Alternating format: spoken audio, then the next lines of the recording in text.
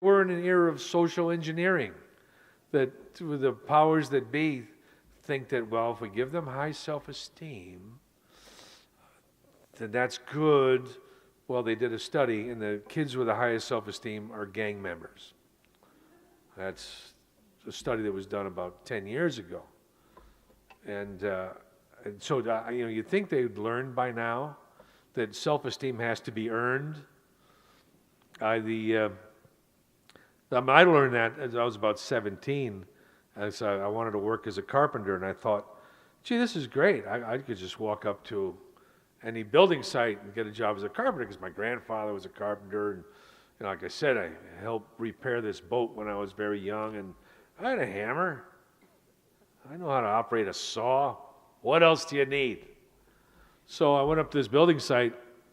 This Italian fellow, E.T. Teo Parini was his name. Anybody know him? No. I said, you need any carpenters? He looks down at me, starts laughing. He goes, oh, you're a carpenter? So, yeah. My grandfather, I built stuff. Doghouse. I built a doghouse for Toby, my dog. I had some help. Oh, it's nice. It's okay. I said, all right, carpenter. Come. I'll give you work. I'm like 17, 18 years old. Well, there was a pile of 2x12s, 8, 10, and 12 feet long.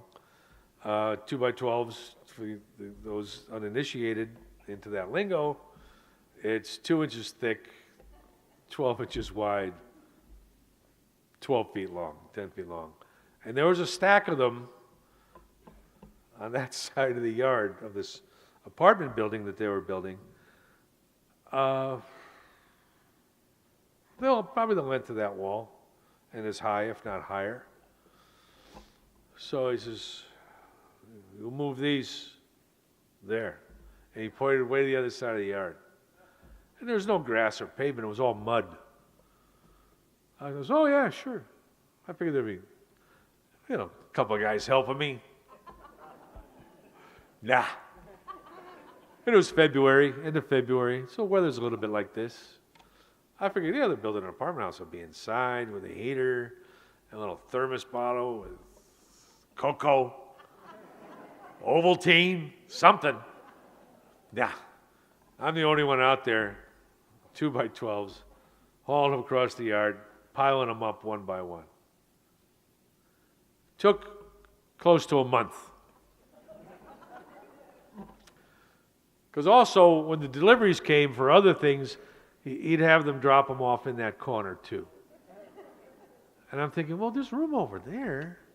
Because I got to move there. I never said anything, but I'm thinking, okay, I know what they're doing. They're trying to break me, but I have Polish heritage. You're not breaking me. We grew up, and it was always, these tough Italian guys or Irish guys, and everybody knew not to mess with the Polish guy at the end of the bar. Because not only will he beat you up, but he'll destroy your village. That was the kind of, because that's why we have broad shoulders. You need somebody to help you move a refrigerator this weekend, I'm your guy. So anyway, I refused to give in, moved it all. Again, it took about a month. So we're into March, mid-March, and he goes, he's better over there. All right. Well, at least it was getting a little warmer. It wasn't all that bad. And I was getting in really good shape, too. I mean, it was like a gym membership, but I was getting paid for it. So I did that. So finally he says, all right, now I'm going to show you how to hold a hammer. And I thought, well, I already know how to hold a hammer. Well, apparently I didn't.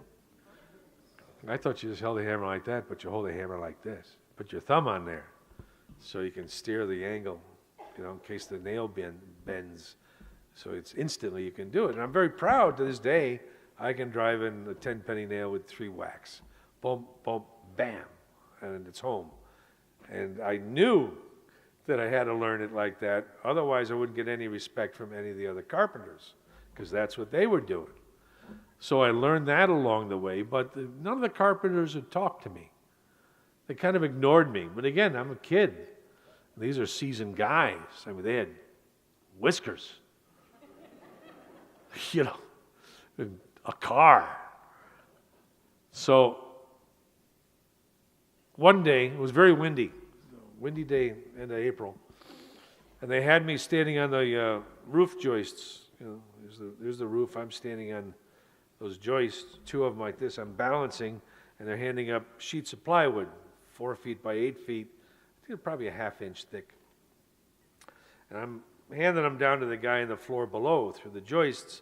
He's stacking them because we're going to sheathe the roof. So they're handing me, it's very windy that day, so I had to really hold on to them and balance myself and get the job done. So I'm holding on to one, and I see that this guy leaves, and this guy leaves. So I got nothing to hold. I can't hand it to anybody. And all of a sudden I hear, and I look down, and these two French-Canadian guys, Dana and Corky, are nailing my shoes into the joist.